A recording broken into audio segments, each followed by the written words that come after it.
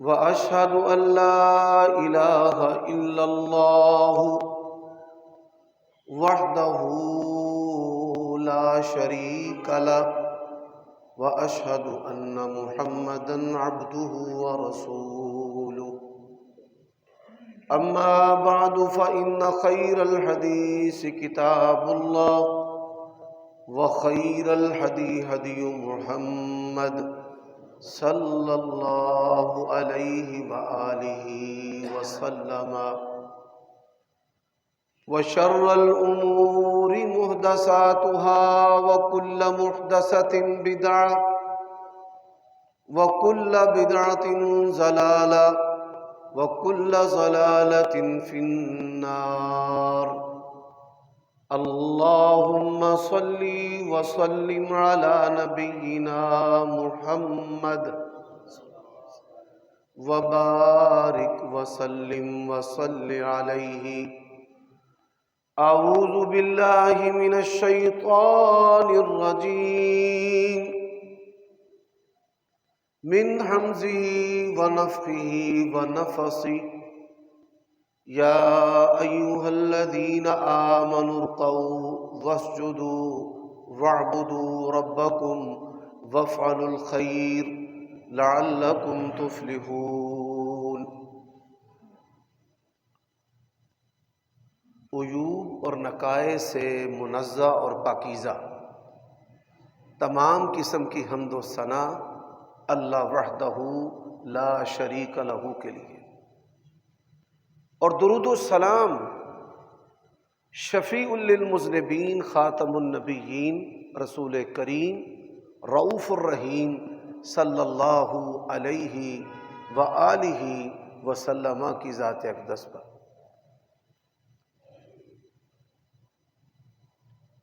آپ کے سامنے ابھی میں نے جو آیت کریمہ تلاوت کی ہے، یہ سورۃ حج کی ایک آیت کریمہ ہے. اس کا جو آسان ترجمہ ہے، اللہ تبارک و تعالی نے اہل ایمان کو رکوع اور سجود اور اپنے پروردگار کی جو عبادات ہیں وہ بہترین طریقے سے کرنے کا حکم دیا ہے.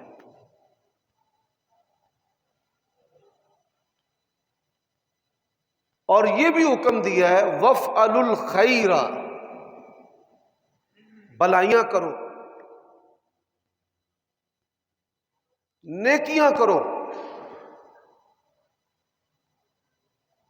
لعلکم تفلحون، تاکہ تم دنیا اور آخرت میں کامیاب ہو جاؤ. اللہ تبارک و تعالی نے دو کام کرنے کا حکم دیا ہے، ایک اپنی بندگی کرنے کا اور دوسرا نیکیاں اور اچھائیاں کرنے کا.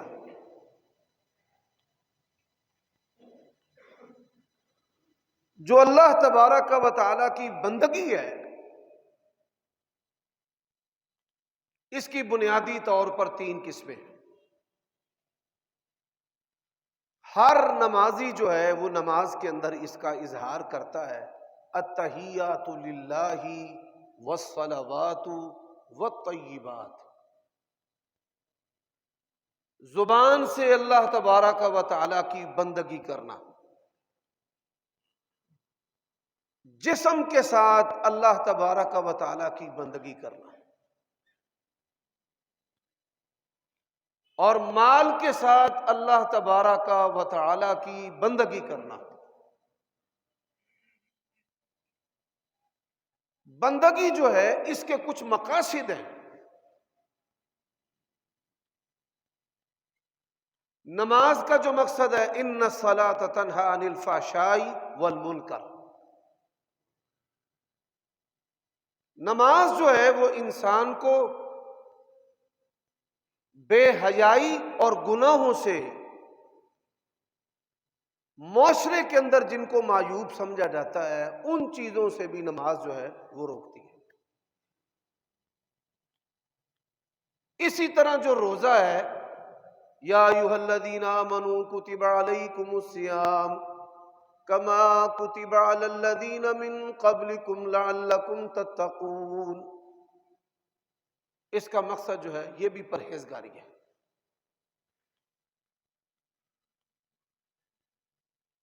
مال کے ساتھ اللہ تبارک و تعالیٰ کی جو بندگی ہے،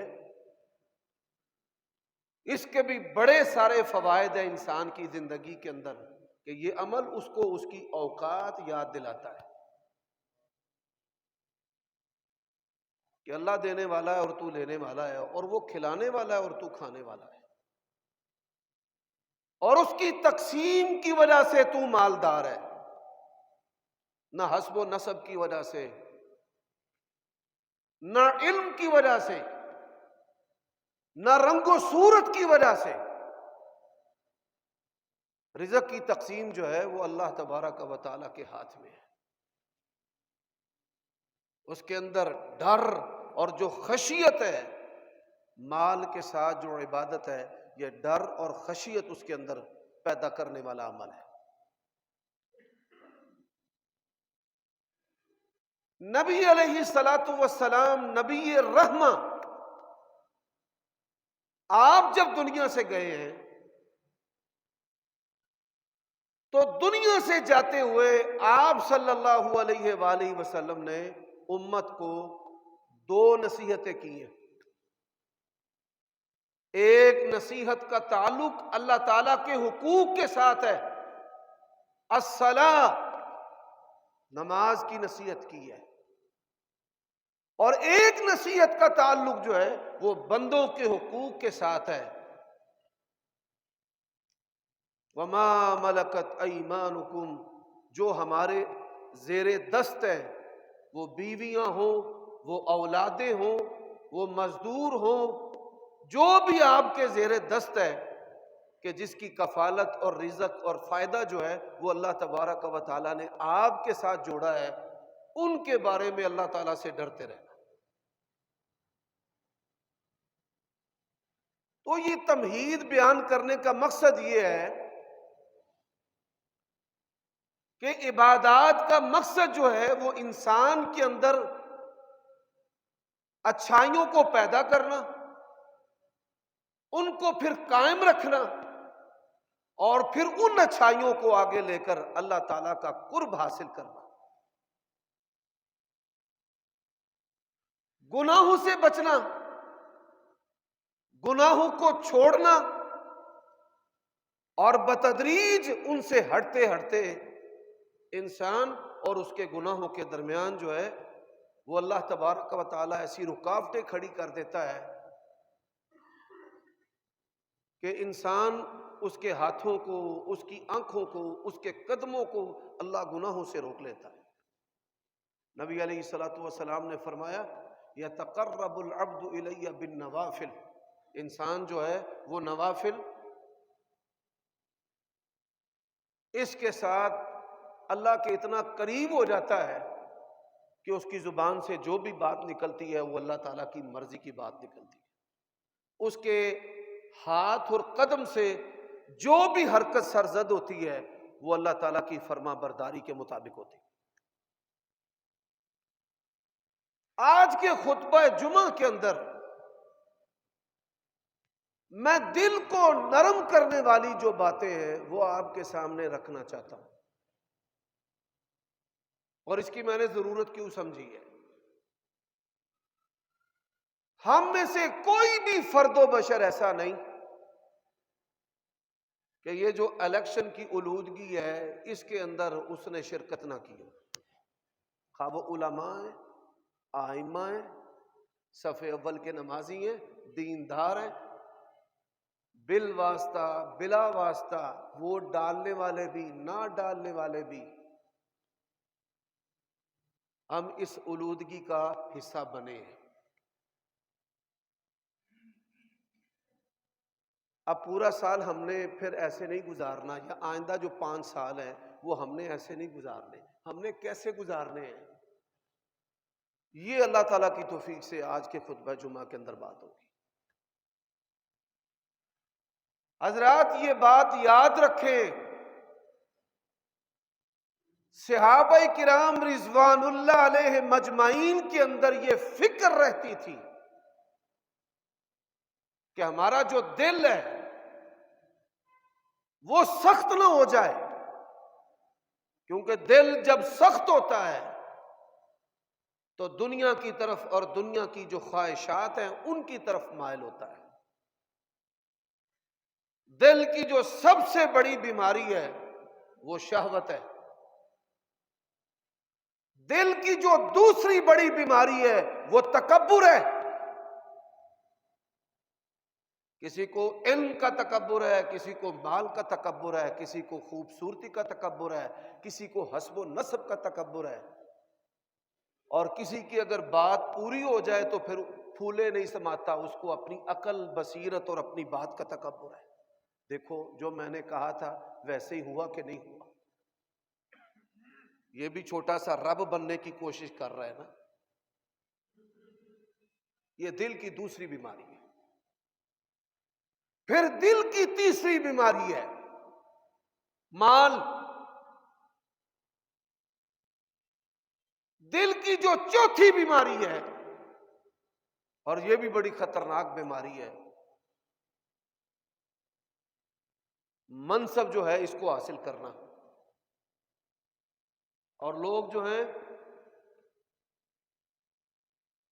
ان کی عاجزی بھی ایک تکبر کی قسم ہے کہ میں تو نہیں چاہتا تھا اور میرے حلقے کے لوگوں نے مجھے مجبور کر دیا ہے، لہذا میں آپ کے ووٹ کا سب سے زیادہ مستحق، آپ کی جو بھلائی فلاح و بہبود ہے۔ اور پھر یہ سبز باغ اور یہ جھانسیں جو ہیں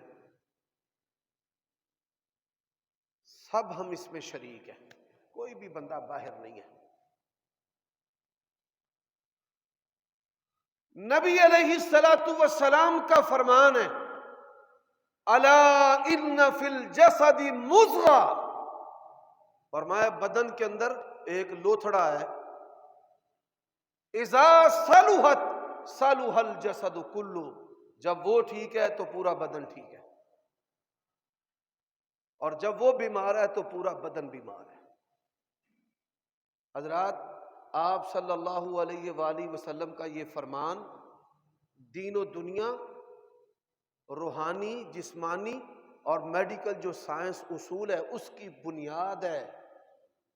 ہمارے بدن کے اندر تین جو ہیں وہ اعضائے رئیسہ ہیں کہ جن کے تعطل سے موت واقع ہوتی ہے، جگر ہے، دماغ ہے اور دل ہے۔ اب ان کے اندر دل کو مرکزی حیثیت حاصل ہے۔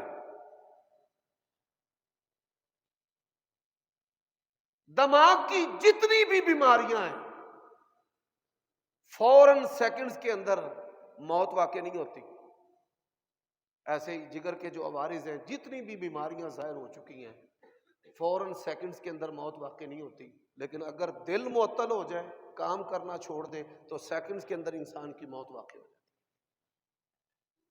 تو میڈیکل سائنس کی بنیاد بھی نبی علیہ الصلوۃ والسلام کا یہ فرمان ہے۔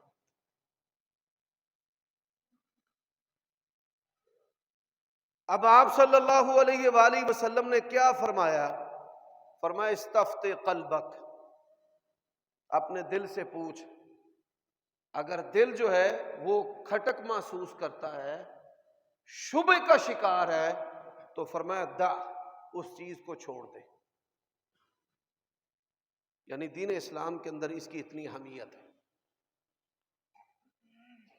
صحابہ کرام رضوان اللہ علیہ مجمعین اللہ کے نبی سے شکایت کرتے تھے، آپ کے پاس بیٹھتے ہیں دنیا بھول جاتی ہے، اور یہاں سے جب اٹھ کر جاتے ہیں تو پھر ہم بچوں میں، تجارت میں، مال میں، کاروبار میں مصروف ہو جاتے ہیں۔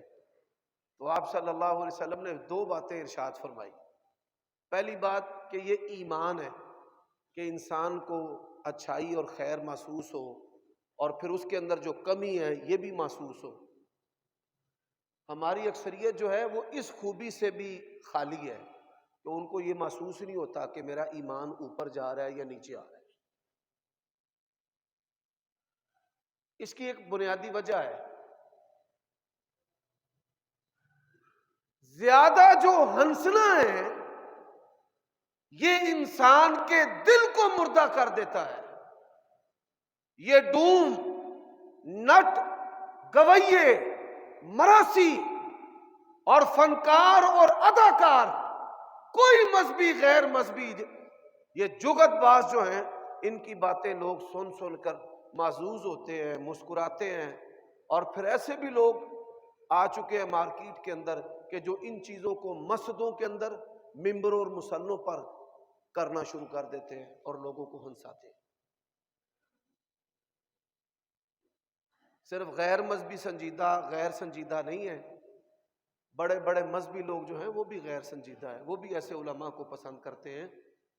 ہونا تو یہ چاہیے کہ ہم علماء کو سنیں، ہمیں آخرت کی فکر نصیب ہو، ہم روئیں، ہمیں اپنی اصلاح کی فکر ہو، ہمیں اپنے گناہ یاد آئیں، ہمارے اندر نیکیوں کی رغبت پیدا ہو۔ لیکن ایسے ہیں کہ فنکار اور جگت باز کے اندر اور اس کے اندر کوئی فرق باقی نہیں۔ لوگ مسجدوں کے اندر بیٹھ کر ہاتھوں پہ ہاتھ مارتے ہیں، تالیاں مارتے ہیں، ٹھٹھا کرتے ہیں۔ یہ دل کی سختی ہے اور عادت بن چکی ہے ہنسنا ہنسانا۔ اور یہ دلچسپی دیکھ کر مولویوں نے بھی ہنسانا مسجدوں کے اندر شروع کر دیا ہے کہ جو مولوی جتنا زیادہ ہنساتا ہے اتنا ہی زیادہ لوگوں کا مجمع ہوتا ہے، چلو بھائی اس کے پاس چلتے ہیں، بڑا ہنساتا ہے، بڑا مزہ آتا ہے اس کی تقریر سننے سے۔ تو یہ دل مردہ ہو گیا بھائی، یہ بڑی فکر کی بات ہے۔ تو نبی علیہ السلام نے دوسری بات کیا ارشاد فرمائی؟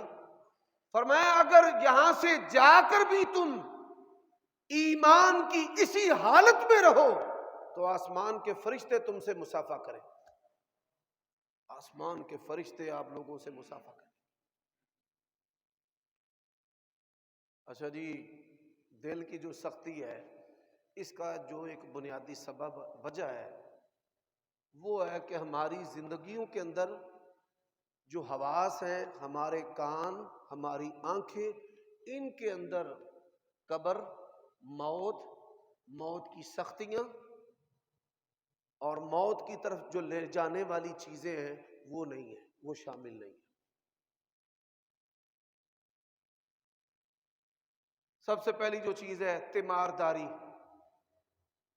تیمارداری سے ہماری اکثریت غافل ہے۔ تیمارداری کا جو عمل ہے، فرشتے تیمارداری کرنے والے کے لیے دعائیں کرتے ہیں۔ تیمارداری نہ کرنے کا فتنہ کیا ہے؟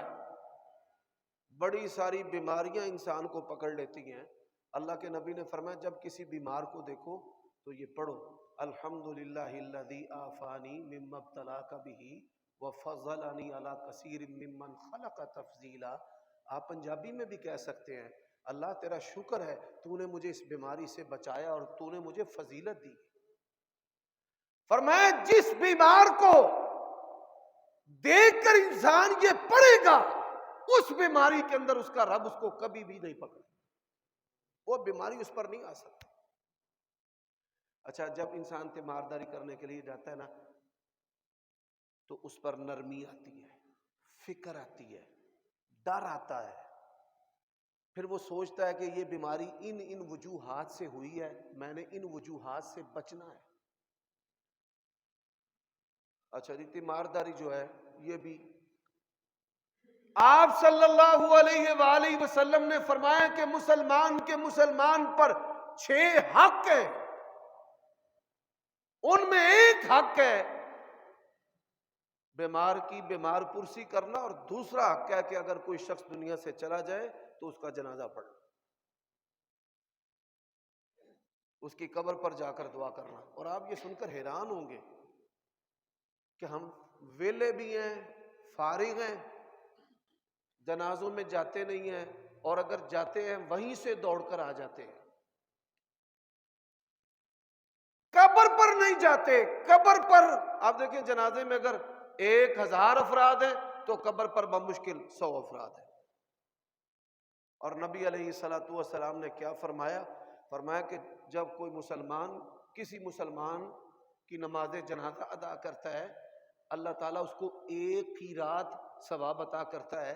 قیرات جو ہے یہ عربی زبان کے اندر ماپنے کا ایک آلہ ہے، وزن کا ایک آلہ ہے۔ اور نبی علیہ السلام نے فرمایا کہ قیرات سے کیا مراد ہے؟ فرمایا احد پہاڑ کے برابر اللہ تعالیٰ اس کو ثواب عطا کرتا ہے۔ اور جب قبر پر جائے تو فرمایا 2 قیرات۔ اب عمل جو ہے وہ چھوٹا سا ہے۔ ہمارے پیارے نبی علیہ السلام کے اس فرمان کا مقصد کیا ہے کہ یہ قبر پر جائیں، دعا کریں، ان کے دل دماغ کے اندر قبر کی فکر، آخرت کی فکر جو ہے وہ پیدا۔ حضرات نبی علیہ الصلوۃ والسلام کا فرمان کیا ہے؟ اکثروا، 99% ہمارے علماء، دیندار، مذہبی لوگ، نمازی نبی علیہ الصلوۃ والسلام کی اس حدیث سے بھی غافل ہے۔ اللہ کے نبی علیہ السلام کا فرمان ہے اکثرو، اس کا کیا معنی ہے؟ فرمایا بہت زیادہ، حد سے زیادہ، بہت ہی زیادہ کیا کرو؟ ذکر حازم اللذات۔ فرمایا یہ لذتوں کو جو توڑنے والی موت ہے نا، اس کا کثرت کے ساتھ ذکر کیا۔ کیا آپ ایسے علماء کو سنیں کہ جو علماء موت کے بارے میں بیان کریں کہ موت کی ہولناکیاں کیا ہیں، انسان کو موت جو ہے وہ کیسے آتی ہے، شروعات کیسے ہوتی ہیں، روح جسم سے کیسے نکلتی ہے، روح جو ہے وہ جسم سے نکلنے کے بعد کہاں جاتی ہے۔ امت جو ہے وہ روحوں کے آنے پر تجارت تو کر رہی ہے کہ روح آتی ہے، ہم نے کھانا دینا ہے، ہم نے 10واں 40واں کرنا ہے، برسی کرنی ہے، لیکن روح جاتی کہاں ہے اور ان پر حالات کیسے گزرتے ہیں؟ اللہ کی قسم ہے انسان جو ہے وہ لرز اٹھتا ہے۔ تو اللہ کے نبی علیہ الصلوۃ والسلام نے ہمیں حکم دیا کہ کثرت کے ساتھ ذکر کریں۔ آپ جائزہ لیں، آپ اور میں، ہماری زندگی کے اندر کیا کثرت کے ساتھ موت کا ذکر ہے؟ ہم میں سے کئی ہیں جن کے باپ فوت ہو چکے، کئی ہیں جن کی ماں فوت ہو چکی۔ کیا آپ کے دل و دماغ کے اندر یہ فکر داخل ہے کہ اب میری باری ہے؟ جس ہستی کے ذریعہ میں دنیا پر آیا ہوں وہ تو جا چکا ہے، میری ماں بھی جا چکی، میرا باپ بھی جا چکا ہے، میری باری ہے۔ یہی وجہ ہے نبی علیہ الصلوۃ والسلام سے پوچھا گیا کہ عقل مند مومن کون ہے؟ بھائی ہم اگر اہل حدیث ہیں نا تو بے وقوف اہل حدیث ہیں، بڑی معذرت کے ساتھ۔ ہم اگر اہل سنت ہے نا تو ہم کم عقل سے فارغ اہل سنت ہے۔ عقل مند مومن جو ہے وہ اللہ کے نبی علیہ الصلوۃ والسلام نے کس کو کہا کہ عبداللہ ابن عمر نے پوچھا ہے یا رسول اللہ عقل مند مومن کون ہے؟ فرمایا عقل مند مومن ہوا ہے کہ جو اپنی زندگی کے اندر ہی اپنے مرنے کی تیاری کر لیتا ہے۔ کس کس نے ہم میں سے اپنے زندگی کے اندر ہی مرنے کی تیاری کی؟ یعنی تیاری سے مراد کیا ہے؟ ابھی اس کے جسم سے، بدن سے روح جو ہے وہ نکل جائے، نہ اللہ کے حقوق کے بارے میں اس سے سوال ہو، نہ لوگوں پر جو ظلم و ستم اور لوگوں کے جو حقوق و فرائض ہیں اس کے بارے میں سوال۔ بھائی میں نے کسی کا قرضہ نہیں دینا، میں نے کسی کی غیبت اور چغلی نہیں کرنی، میں نے کسی کا حق نہیں مارنا، نہ بہنوں کا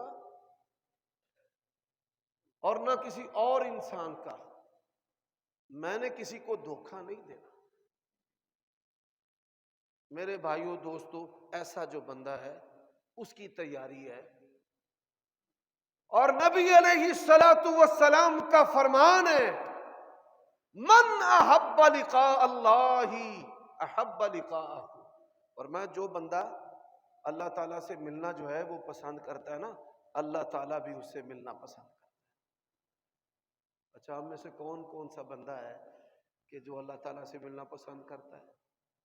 موت، اس سے تو سب ڈرتے ہیں۔ اور فرمایا من کرہ لقاء اللہ کرہ لقاءہ، جو اللہ تعالیٰ سے ملنا ناپسند کرتا ہے نا، اللہ بھی اس سے ملنا ناپسند کرتا ہے۔ تو میرے بھائیوں دوستو، دل جو ہے اس کی سختی انسان کو دنیا اور دنیا کی جو خواہشات ہیں اس کا اندھا حریص بنا دیتی ہیں، اندھا حریص، اور ایسا اندھا حریص لوگوں کو آج کماتے ہوئے اسلام تو بڑی دور کی بات ہے، حلال و حرام کی بھی فکر نہیں۔ حضرات، اسی طرح منصب کو حاصل کرنے کے لیے جتنے بھی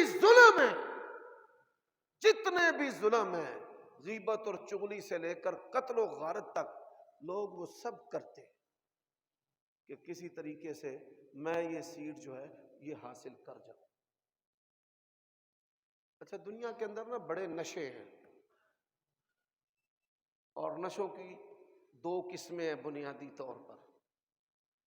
ایک قسم ہے کہ جس کے کرنے سے انسان کی عقل زائل ہو جاتی ہے، جیسے شراب ہے، جو انسان شراب پیتا ہے خواہ اس کا عادی بھی ہو، تو شراب پینے سے اس کی جو عقل ہے وہ زائل ہوتی ہے، یعنی وہ کھسک جاتا ہے دماغی طور پر۔ اور ایک نشہ جو ہے وہ ایسا ہے کہ جس کے نہ کرنے سے انسان کی جو عقل ہے وہ ضائع ہوتی ہے، جیسے یہ تمباکو وغیرہ ہے کہ جو لوگ اس کے عادی ہیں اگر اس کا استعمال نہ کریں تو ان کو بے چینی ہوتی ہے، جسم میں درد محسوس ہوتی ہے، قوت جو ہے وہ انسان کی جاتی رہتی ہے۔ تو اللہ تعالیٰ اور اس کے رسول نے یہ دونوں قسموں کے جو نشے ہیں ان کو بندے کے لیے ممنوع قرار دیا ہے۔ اب اسی طرح جو ہے انتہائی مہلک جو ہیں وہ نشے ہیں، جن میں ہیروین کا نشہ ہے کہ جو انسان اس کا عادی ہے وہ معاشرے سے کٹ کے رہ جاتا ہے، کسی قابل نہیں وہ رہتا۔ حضرات، سب سے بڑا جو نشہ ہے نا وہ اقتدار کا نشہ ہے۔ یہ بادشاہ سلامت اور یہ پرائم منسٹر اور یہ چیف منسٹر اور ان کے آگے اور پیچھے انسانوں کی جھکی ہوئی گردنیں جو ہے نا، یہ سمجھتے ہیں کہ ہم رب ہیں۔ یہ بڑا نشہ ہے، اور یہ نشہ جو ہے ان کو ان کے بد انجام سے غافل رکھتا ہے۔ جب تک اس حالت میں ہوتے ہیں نا تو ان کو اپنے فیوچر اس کی پرواہ نہیں ہوتی، جس طرح ہیروین کے نشئی کو اپنے مستقبل کی پرواہ نہیں نا، تو اس کیفیت میں رہنے والا جو جھوٹا رب ہے اس کو بھی اپنے مستقبل کی پرواہ نہیں۔ میرے بھائیوں دوستو، دل جو ہے اس کی جو نرمی کی علامات ہیں وہ کیا ہیں؟ نرمی کی علامات جو ہیں، جس بندے کا دل نرم ہونا اس کے اندر کچھ نشانیاں ایسی ہوتی ہیں۔ پہلی نشانی فرمایا من کان یؤمن باللہ والیوم الآخر فلیکن خیرا او لیصمت، جس کا اللہ اور آخرت کے دن پر ایمان ہے۔ شریعت نے بڑی ساری باتوں پر آخرت کے دن کا ذکر کیا ہے۔ اس کا مقصد کیا ہوتا ہے؟ ڈراوا، کہ تم نے اللہ کی بارگاہ میں پیش ہونا ہے، اللہ نے وہاں تم سے پوچھنا ہے، اور پوچھنا کیسے ہے؟ نبی علیہ السلام نے فرمایا بندے اور اللہ کے درمیان کوئی ترجمان حائل نہیں ہوگا، ساریاں بولیاں اللہ نو آمدیاں نے، کوئی سریکی ہے، کوئی پنجابی ہے، کوئی سندھی ہے، کوئی پٹھان ہے، ساری بولیاں جو ہیں اللہ کو آتی ہیں. اللہ بات کرے گا، کوئی اللہ اور بندے کے درمیان حائل نہیں ہوگا. اور پھر اللہ پوچھے گا. نبی علیہ الصلوۃ والسلام کا فرمان ہے کسی بھی انسان کے قیامت کے دن قدم اپنی جگہ سے ہلنا تو بڑی دور کی بات ہے، سرکیں گے بھی نہیں، جمے رہیں گے وہاں پہ ایسے. اس کا پاؤں اس کی جگہ سے ہلے گا نہیں. اور میں جب تک اللہ تبارک و تعالی چند سوال اس سے نہیں کرے گا. پہلا سوال ان شباب فیما ابلا، تجھے جوانی دی ہے کدھر گزار کے آیا. ان عمر فیما افنا، تجھے زندگی دی کہاں گزار کر آیا. اور نبی علیہ الصلوۃ والسلام کا فرمان ہے کہ جسے سوال ہو گیا نا وہ ہلاک ہو گیا. من سئل فقد ہلک. تو بعض ایسے مقامات ہیں جہاں پر اللہ تعالیٰ اور اس کے رسول نے آخرت کا ذکر کیا ہے. زبان ایک ایسی چیز ہے، یہاں پر بھی آخرت کا ذکر کیا گیا ہے. فرمایا من کان یؤمن باللہ والیوم الآخر، اور جس کا اللہ اور آخرت کے دن پر ایمان ہے، فلیکن خیرا، وہ اچھائی کہے یا چپ رہے. اب ماشاءاللہ ہم پاکستانی جو قوم ہے، پاکستانی قوم نہیں بلکہ امت مسلمہ، اور پھر ہمارے موٹیویٹر، ہمارے سیافی حضرات، ہمارے اینکرز، ان کی زبانیں اس طرح چلتی ہیں جیسے موٹر پر پٹا چلتا ہے. چاہے تو ذرے کو، رائی کو پہاڑ بنا دیں، اور چاہے پہاڑ کو ذرہ کر دیں. ایسے ایسے ظلم کرتے ہیں. تو نبی علیہ السلام نے فرمایا کہ جس کا اور اللہ آخرت کے دن پر ایمان ہے، اچھی بات کہے یا خاموش. تو زیادہ جو بولنا ہے، جس طرح زیادہ ہنسنا دل کو مردہ کرتا ہے، اسی طرح زیادہ بولنا یہ کیا کرتا ہے؟ دل کو مردہ. ہر پاکستانی جو ہے وہ مبصر ہے، ہر پاکستانی جو ہے وہ ماشاءاللہ ڈاکٹر ہے، ہر پاکستانی مشورہ دینے کی جو ہے وہ پوری اہلیت رکھتا ہے. حالانکہ نبی علیہ الصلوۃ والسلام نے کیا فرمایا ہے؟ کئی بندے نا یہ ٹوٹکے، یہ نسخے بتاتے رہتے ہیں. تو رسول اللہ صلی اللہ علیہ وسلم نے فرمایا جس نے کوئی ٹوٹکا، کوئی نسخہ بتایا بغیر علم کے اور اس کا نقصان ہو گیا، فرمایا من تببب بغیر علم فہو ضامن. یہ سنیاسی باوے اور یہ ٹوٹکا ساز اور ٹوٹکے بتانے والے اگر میرے کسی امتی کا نسخہ تمہارا استعمال کر کے، ٹوٹکا جو ہے استعمال کر کے نقصان ہو گیا، فرمایا قیامت کے دن ہم نے اسے بھر لینا ہے. ادھر آ بھائی، رب کے اس بندے کا تیرے نسخے سے نقصان ہو گیا، ادھر آ، اللہ کی عدالت میں جواب دے. تو کوشش کیا کریں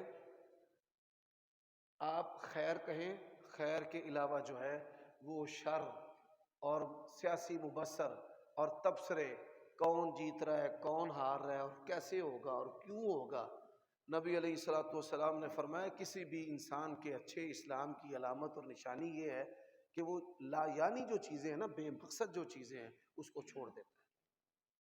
بھائی آپ نہ آپ کا تعلق جو ہے وہ کسی وزارت سے، نہ کسی مشارت سے، آپ اپنے گھر بیٹھ کر ہی اپنا ایمان جو ہے وہ ضائع کر رہے ہیں، اپنے ایمان کو بیچ رہے ہیں. اس بدبودار ماحول سے نکلیں.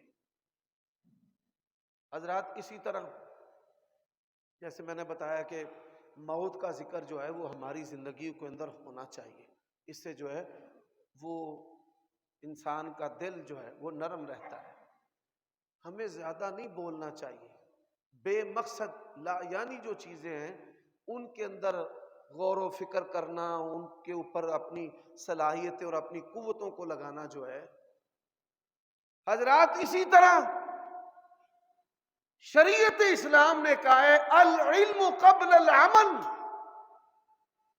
بھائی عمل کرنے سے پہلے آپ علم حاصل کریں. علم جو ہے وہ انسان کے اندر اللہ کا ڈر پیدا کرتا ہے۔ ہماری عادت کیا ہے؟ اسی آنے چیز لے لو،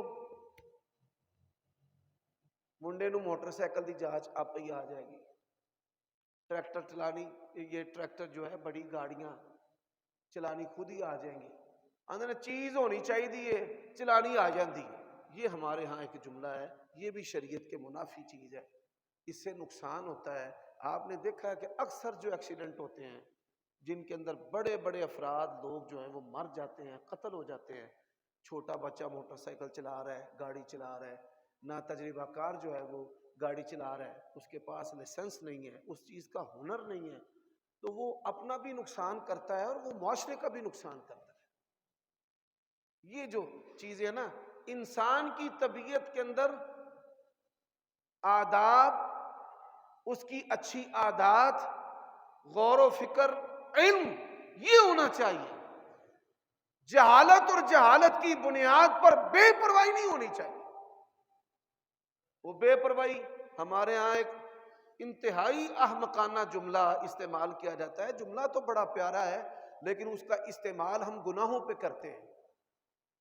اور جیڑی رات قبر دے وچ نا او باہر نہیں، کسی سے لڑائی کرنی ہے جیڑی رات قبر دے وچ او باہر نہیں، دو نمبری کرنی ہے جیڑی رات قبر دے وچ او باہر نہیں۔ مجھے بتائیں کہ جو بندہ یہ جملہ استعمال کرتا ہے، کیا آپ کو کبھی اس کے چہرے پر، اس کے وجود پر موت کا ڈر اور آثار اور اس کی وجہ سے جو اصلاح ہوتی ہے انسان کی، وہ چیزیں کبھی نظر آئیں؟ ہر دو نمبر اور دو نمبری کرنے والا کہتا ہے بے ہلاں، پھر پولیس والا سامنے آ گیا، میں کہ لے بھائی جیڑی اج رات قبر دے وچ نہ باہر نہیں۔ جملہ کتنا پیارا ہے اور استعمال کتنا گھٹیا ہوتا ہے۔ حضرات اسی طرح اب چند باتیں جو میں آخر میں کرنا چاہتا ہوں، گزشتہ خطبہ جمعہ میں نے اشارتاً ذکر کیا، اب ذرا وضاحت کے ساتھ۔ اللہ کے نبی علیہ الصلوۃ والسلام نے فرمایا کسی سے حسد نہ رکھنا۔ اچھا یہ حسد، سبحان اللہ، زیادہ حسد کس کو ہوتا ہے؟ جس کو احساس کمتری۔ احساس کمتری بھی بہت بڑا جرم ہے۔ کئی بندے ہیں وہ بیچارے کریمے ملتے رہتے ہیں میں گورا ہو جاؤں۔ یہ اپنے رنگ کی کمتری کا جو احساس ہے نا، یہ بھی شیطانی عمل ہے۔ اللہ نے جو بنایا ہے اس کی مرضی سے بنایا ہے، یہ خوب ہے، اچھا ہے، گندمی ہونا کوئی عیب نہیں ہے۔ اگر گندمی ہونا عیب ہوتا، اللہ کے نبیوں کے رنگ کبھی بھی گندمی نہ ہوتے۔ نبی علیہ السلام نے فرمایا میں موسیٰ علیہ السلام سے ملا، ان کا رنگ جو ہے وہ گندمی تھا۔ اب یہ کافروں کی انڈسٹری ہے میک اپ، اور اس انڈسٹری کے فروغ کے لیے، مال کو بیچنے کے لیے میڈیا کا استعمال کرتے ہیں، اور ہمارے ہر عام و خاص مذہبی غیر مذہبی جو ہے وہ اپنے آپ کو خوبصورت سے خوبصورت ترین کرنے کی کوشش کرتا ہے، پاویں وہ دی شکل دا بیڑا غرق ہو جائے۔ حضرات اسی طرح یہ جو جنسی چیزیں ہیں، انسان جو ہے اس کو میڈیا کے ذریعہ یہ باور کرانے کی کوشش کی جاتی ہے بھئی تو نہ مرد ہے، عورت کو بھی مرد کو بھی، اور یہ جو چیزیں ہیں ان چیزوں کے ذریعہ وہ ہمارا ناحق مال مارتے ہیں۔ حضرات اسی طرح حسب و نسب کے بارے میں لوگ آج اپنے نسب تبدیل کرتے ہیں، فلاں کوئی بن گیا، کچھ بن گیا، کچھ بن گیا۔ نبی علیہ الصلوۃ والسلام نے فرمایا کہ دو چیزیں ایسی ہیں، دو خصلتیں ایسی ہیں جو کفر ہیں، اپنے نسب کے اوپر فخر کرنا اور کسی کے نسب پر تان کرنا، بھائی فلاں ایسے ہے، فلاں ایسے ہے۔ تو انسان کے اندر یہ چیزیں نہیں ہونی چاہیے، یہ بیمار دل کی علامت ہے، یہ برادریزم بیمار دل کی علامت ہے، یہ قومیت جو ہے بیمار دل کی علامت ہے۔ اور کافروں نے اس میں ہمیں تقسیم کیا ہے، انڈیا کا مسلمان کشمیر کا مر رہا ہے تو پرواہ نہیں ہے ہمارے حکمرانوں کو، بس ہمیں پرواہ ہے کہ پاکستانی کوئی نہ مرے۔ افغانستان کے اندر مر رہے ہیں، یمن کے اندر، عراق کے اندر، ہمیں تقسیم کر دیا قومیت، لسانیت، صوبائیت اس کے اندر، اور مسلمان جو ہے بے دردی سے قتل ہو رہے ہیں، اپنوں کے ہاتھوں اور بیگانوں کے ہاتھوں۔ حضرات اسی طرح اللہ کے نبی علیہ السلام نے فرمایا کہ حسد کھا جاتی ہے، کیسے کھا جاتی ہے؟ جیسے آگ لکڑیوں کو کھا جاتی ہے۔ بس جس کو حسد کی بیماری لگ گئی نا، حسد کے اندر اس نے کسی انسان کے قتل سے بھی دریغ نہیں کر، اور پھر جس کے اندر یہ بیماری ہے، یہ ایسا گناہ ہے جو انسان سے کئی گناہ کرواتا ہے، جھوٹ بولنے کا، الزام لگانے کا، بہتان گھڑنے کا، چغلی کرنے کا، غیبت کرنے کا، ٹو لگانے کا، اور ان سارے کاموں سے رسول اللہ نے منع کی۔ آج رشتے توڑوائے جاتے ہیں، آج جو ہے وہ سودوں کو خراب کیا جاتا ہے۔ وہ چیز بیچی ہے، دوسرا گاہک آ گیا نا 2 روپے زیادہ، تو پہلا سودا ختم، مکر جاتے ہیں لوگ۔ نبی علیہ السلام نے فرمایا اپنے مسلمان بھائی کے سودے پہ سودا نہیں کرنا، کسی کے پیغام نکاح پر پیغام نکاح نہیں بھیجنا۔ کہ کسی آدمی نے ان کے ہاں نکاح کا پیغام بھیجا ہے، اس کو پتا چلا ہے تو یہ فٹ سے بندہ دوڑاتا ہے، عورتوں کو بھیجتا ہے، جاؤ جی ہمارے یہاں رشتہ کر لیں جی، ہمارے پاس اتنا مال ہے، اتنی دولت ہے، ایسے اور ویسے۔ نبی علیہ الصلوۃ والسلام نے اس سے بھی منع کیا۔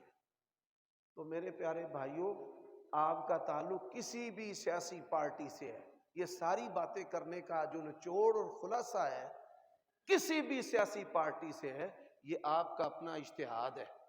میں اپنا فہم آپ پر مسلط نہیں کرنا چاہتا، یہ آپ کا فہم ہے، لیکن اللہ کے لیے اپنے رشتوں کو خراب نہ کریں، اپنے ماں باپ کی گستاخی نہ کریں، اپنے بہن بھائیوں کے ساتھ قطع رحمی نہ کریں، اپنے خاندان سے دوری نہ کریں۔ یہ خاندان جو ہے، یہ اللہ اور اس کے رسول کا ہمارے اوپر بہت بڑا احسان ہے، اس کے فہم کا، اس کے اجتہاد کا احترام کریں، اس کو ذلیل نہ کریں، اس کو رسوا نہ کریں، اس کو چھوڑے نہیں، اس کا تماشا نہ لگائیں، اس کی عزت کو نہ اچھالیں، اس کو ذلیل نہ کریں۔ مسلمان کی عزت جو ہے یہ بیت اللہ سے بھی زیادہ ہے۔ غیبت نہ کریں، چغلی نہ کریں، اخلاقی اور دینی قدریں جن چیزوں پر اللہ اور اس کے رسول نے ہماری تعلیم و تربیت کی ہے، ایسی تمام چیزوں کو ختم نہ کریں۔ اور آپ کی بڑی مہربانی، میں حضرت ابو ہریرہ کی آخر میں ایک بات سناتا ہوں۔ بعض بندے نا وہ سمجھتے ہیں کہ حق گو مولوی وہی ہوتا ہے جڑا ممبر دے ہوتے نا حکمرانہ دی پھٹی پوچھ کے رکھے، ڈگا لا کے رکھے۔ ہم ان کو نصیحت کرتے ہیں معروف طریقے سے۔ حضرت ابو ہریرہ رضی اللہ تعالی عنہ نے کیا کہا ہے؟ میں نے رسول اللہ سے علم کے 2 برتن لیے، ایک علم کا برتن میں نے پھیلا دیا ہے، اور اگر دوسرا پھیلاؤں اوتی ھذا البلعوم، ابو ہریرہ کو شارک سے پکڑ کر کاٹ دیا جائے۔ اور علماء سے آپ پوچھ لیں اس سے مراد کیا ہے؟ حکمرانوں کے بارے میں جو باتیں تھیں۔